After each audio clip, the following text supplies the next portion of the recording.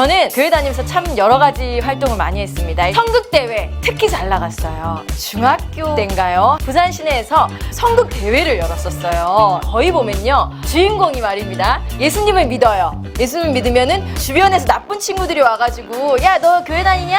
야, 돈 내놔봐. 하나님한테 기도하고 돈 달라고 막 이런 식으로 하는 애들이 있는데, 주인공은 거의 이 친구들이니까 얘네들이 상을 받아야 돼요. 근데 제가 그 깡패 역할을 해서 상을 주시더라고요. 되게 껄렁껄렁했거든요. 이게 멜빵 바지 하나 이렇게 입근 하나 내리고 칼로 이렇게 사과 깎으면서 이렇게 했는데, 그 상을 주시면서 이쪽이 내 길인가? 라는 생각이 들기 시작했어요. 그러면서 제 나름에는 졸업을 하고 정말 돈을 벌러 나가야 되나, 아니면은 내 꿈을 위해서 대학을 가야 되나, 이게 왔다 갔다 하는데, 그 어릴 때 그 교회에서 심어줬던 꿈이 있잖아요. 연기자. 이 연기를 해야 된다는 이 마음에 이거 못 버리겠더라고요. 그리고 나는 꼭 성공할 수 있겠다라는 그런 믿음이 있더라고요. 아무것도 없어서 뭐 돈도 있는 것도 아니고 공부를 잘하는 것도 아니고 대학은 가야겠고 어떻게 할까 한참을 고민해서 고3 때 학교 앞에 있는 조그만 교회에 가서 기도를 하기 시작했어요. 믿을 수 있는 곳은 하나님밖에 없다라는 생각에 아침마다 거기를 갔어요. 기도 제목 딱 하나였어요. 하나님, 대학만 붙여주십시오. 그러면은 주님이라는 문화선교사가 되겠습니다. 그 기도를 1년을 했습니다. 1년을 했는데요, 숱이 다 떨어지고 단 한 군데 하나님께서 붙여주시더라고요. 그래서 야, 이게 기도의 응답을 받았구나 이러면서 학교를 갔습니다. 개그맨 시험은요 1년에 3번의 시험을 볼 수 있어요. 근데 그때 제가 이제 25세 떨어지고 PD님들이 지나가면서 저한테 그랬어요. 야, 이제 시집이 나가. 뭔 개그야. 이제 그만해도 되겠다. 근데 그 말이 너무 듣기 싫은 거예요. 내가 그 사람도 얼굴을 다 기억해놨다가 내가 끝까지 해서 되고 말거나 막 이런 생각밖에 없었어요. 하나님한테 기도를 했어요. 하나님, 이렇게 많이 떨어졌습니다. 어떻게 해야 될까요? 1년만, 내년에 한 번만 더 보고 아니면은 다른 길을 찾겠습니다 했어요. 시험을 보러 갔어요. 시험을 보러 갔는데 세상에 그 해에 합격이 된 거예요. 마지막 열차를 탄 거죠. 그러면서 하나님한테 감사하면서, 와, 하나님, 내 길이 아니라고 생각했는데 정말 하나님은 나한테 무릎 꿇고 끝까지 기도할 때 그때 주시는구나라는 걸 느꼈어요. 왜냐면은 한 번 기도해서 바로 주면은 경건한 사람 됐을 거예요. 아마 공채가 처음에 보자마자 됐으면은 목에 힘이 이까지 들어가가지고 세상이 다 내 발 아래에 있는 것처럼 이랬을 텐데, 대학도 그렇고 모든 걸 다 기도 무릎 꿇고 있을 때 주시더라고요. 하나님이요, 엄청난 계획들을 많이 이렇게 가지고 계시다라는 게 느껴지거든요. 그래서 그 계획 속에서 저 오늘도 한 걸음 한 걸음 올라가고 있습니다.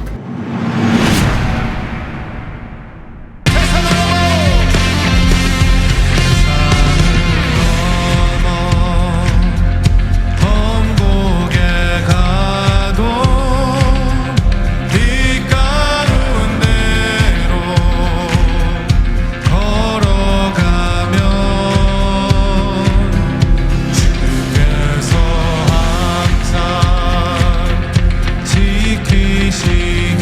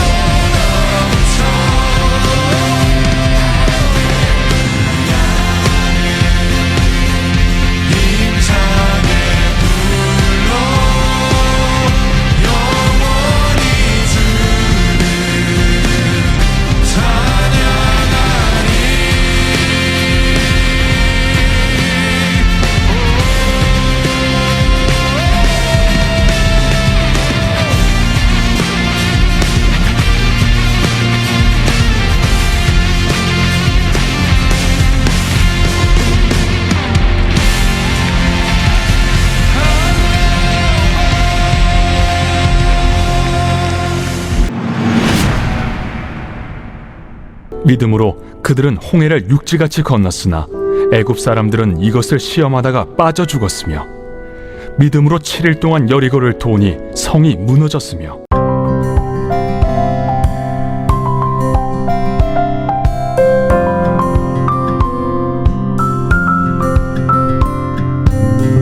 새 신자나 초신자들은 예수 믿으며 모든 문제가 사라지고 만사 형통하며 승리와 기쁨만 있을 것이라고 생각하는 경향이 참 많습니다. 그러나 신앙생활을 오래 한 성도들은 그렇지 않다라고 고백하죠. 오히려 신앙생활은 산 넘어 산이고 넘을수록 더 큰 장애물을 만나는 여정입니다. 한 곱이 겪으면 그것으로 천국이 오는 것이 아니죠. 하나님은 우리에게 건너야 할 더 넓은 강을 또한 넘어야 할 더 높은 산을 주십니다. 신앙인은 마차 타고 평지를 다니는 사람들이 아니라 첩첩산중 험한 길에 도전하는 산사나이 같은 사람들이죠. 신앙인인 우리는 하나님의 도움과 은혜, 위로와 기적을 체험하면서 산을 오르는 사람들입니다. 우리로서는 정복이 불가능한 죄악의 산을, 우리를 괴롭히는 여러 장애물의 산을 믿음으로 한 발짝 한 발짝 정복해 가는 것입니다. 출애굽 후 이스라엘의 여정은 이런 신앙인의 여정을 참 잘 보여줍니다.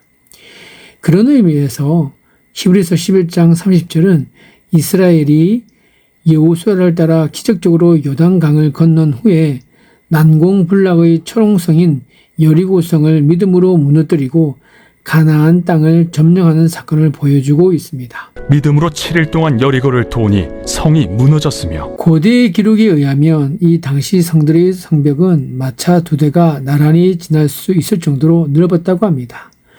이로써 여리고성의 크기가 어느 정도인지 짐작해 볼 수 있습니다. 여호수아와 이스라엘 백성이 믿음으로 요단강을 건넌 후 만난 첫 장애물, 그들의 숨통을 막히게 한 것이 여리고성입니다.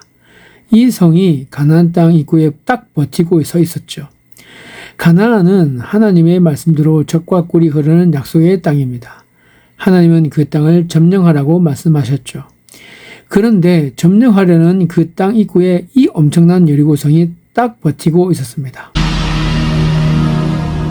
이스라엘 자손들로 말미암아 여리고는 굳게 닫혔고 출입하는 자가 없더라. 우리는 신앙생활을 하면서 종종 우리 앞에 여리고가 버티고 있는 것을 발견합니다. 신앙생활을 잘해야겠다고 결심하고 좀 더 하나님 뜻대로 살아보려고 하나님이 약속하신 땅으로 가려 할 때 놀랍게도 여리고가 우리를 조롱하고 버티고 있습니다. 이 여리고는 우리를 무력하게 만드는 세상 물질과 성공 지상주의일 수도 있습니다. 혹은 세상의 악한 조직과 세력들일 수도 있습니다. 세상의 권력, 금력, 쾌락일 수도 있습니다. 이러한 여리고 성 앞에 서면 도대체 나같이 연약한 존재가 어떻게 이것들과 싸워 이길 수 있을까 하는 생각이 들 때가 참 많습니다. 이런 생각 자체도 또 하나의 여리고인 것이죠. 우리 안에 있는 죄악도 여리고 성이라고 할 수 있습니다. 나는 죄를 짓고 싶지 않지만 죄악의 세력이 나를 붙들고 놓아주지 않는 것이죠. 이 밖에도 불신앙의 여리고, 원망과 불평의 여리고 등이 신앙생활의 길목에서 우리를 가로막을 때가 참 많습니다. 그렇다면 이 여리고성을 어떻게 해결해야 할까요? 무너뜨려야 하는 것입니다. 이것을 정복하고 무너뜨려야만 하나님이 약속하신 젖과 꿀이 흐르는 땅으로 나아갈 수 있기 때문에 그렇습니다. 이것이 무너지지 않고는 가나안 정복은 불가능합니다. 성경은 이것을 무너뜨릴 수 있는 것은 믿음이라고 말하죠. 믿음은 불가능을 가능케 하며 하나님의 능력을 체험케 해줍니다. 믿음은 이스라엘 백성을 가로막고 있던 홍해도 갈랐습니다.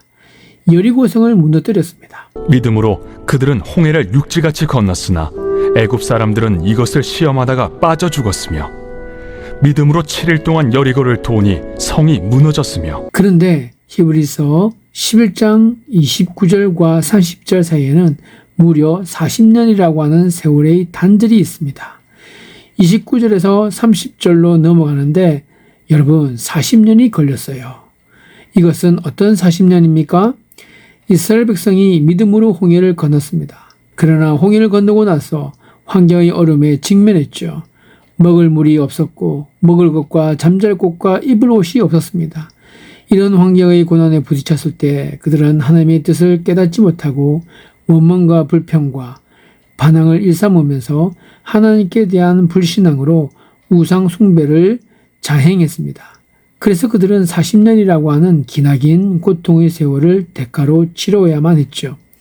그리고 40년 동안 엄청난 대가를 치르면서 자신들의 잘못을 깨닫고 믿음을 갖기 시작했습니다. 그리고 이제 하나님이 약속하신 가나안 땅을 앞에 두고 있습니다. 혹시 어렸을 때 예수님을 참 잘 믿었는데 30-40년 정도 쉬다가 교회에 다시 나온 분이 있을지 모르겠습니다. 세상에서 마음대로 살아보고 방황하다가 이게 아니구나 하는 것을 깨닫고 다시 믿음으로 살아야겠다고 결심해서 교회에 나온 분들이 있을 것입니다. 가나안 정복을 앞둔 이스라엘 백성의 상황이 이와 비슷합니다. 이스라엘 백성이 40년이라고 하는 기나긴 세월을 방황하다가 하나님이 주신 약속과 명령을 기억하면서 다시 말씀과 기도와 믿음으로 뭉쳐서 시작한 것이 바로 가나안 땅 점령 사건입니다. 그들이 여호수아를 중심으로 뭉쳐서 말씀에 순종하기로 결심하고 믿음을 갖기 시작했을 때 여러분 놀랍게도 요단 강물이 역류했으며 초롱성 같았던 여리고성도 무너졌습니다. 지금으로부터 약 2000년 전 바울을 신문하던 유대왕 아그리빠는 바울을 신문하다 복음을 듣고 이렇게 반응했습니다. 내가 적은 말로 나를 권하여 그리스도인이 되게 하려 하는도다. 당시 그리스도인이라는 단어는 오늘날로 치면 예수쟁이와 비슷한 조롱이 섞인 말이었습니다. 그러므로 아그리빠는 나를 너희들 같은 예수쟁이처럼 만들 속셈이냐라는 의미로 불쾌했던 것입니다. 자신에게 그리스도인이라는 별명이 붙는 것을 수치스럽고 모욕적인 일로 여겼던 것입니다. 그러나 이에 앞서 처음 그리스도인이라는 호칭을 들었던 안디옥 교인들은 오히려 이를 자랑스러워했습니다. 그래서 세상의 시선에 굴하지 않고 더더욱 하나님의 말씀을 실천하며 살았습니다.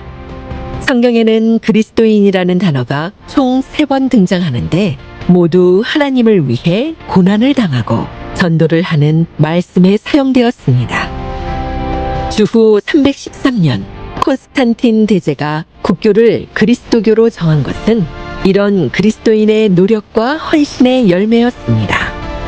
조롱의 씨앗이 영광의 열매로 변모한 것입니다. 우리가 스스로를 그리스도인이라고 부를 수 있으려면 사도 바울의 고백처럼 고난을 받으면서도 부끄러워 아니하고 하나님께 영광을 돌려야 합니다.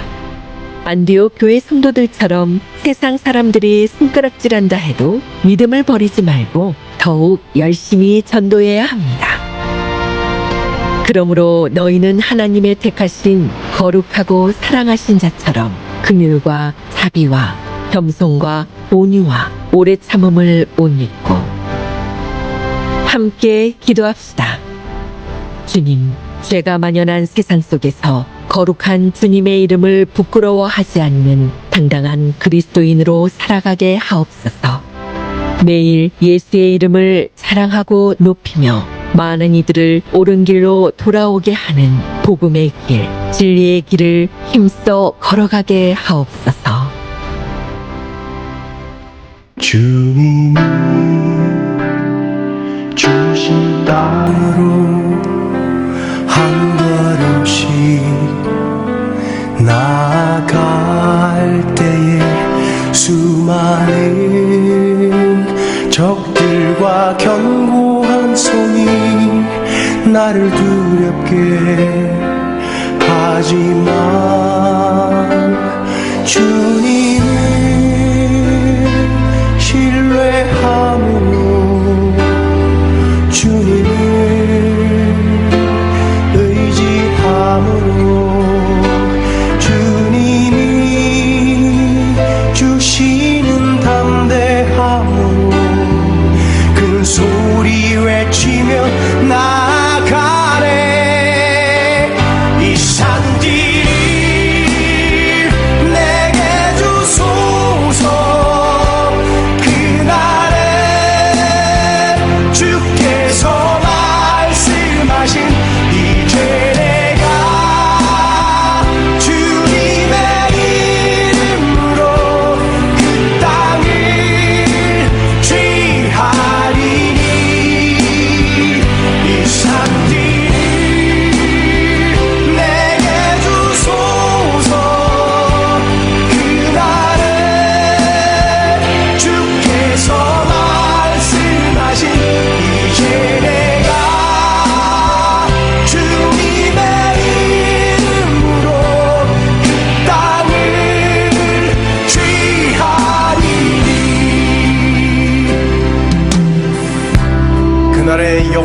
여호와께서 말씀하신 이 산지를 내게 주소서. 당신도 그날에 들으셨거니와 그곳에는 아락 사람이 있고 그 성읍들은 크고 견고할지라도 여호와께서 혹시 나와 함께 하시면 내가 필경 여호와의 말씀하신 대로 그들을 쫓아내리이다. 그날에 여호와께서 말씀하신 이 산지를 내게 주소서. 주님을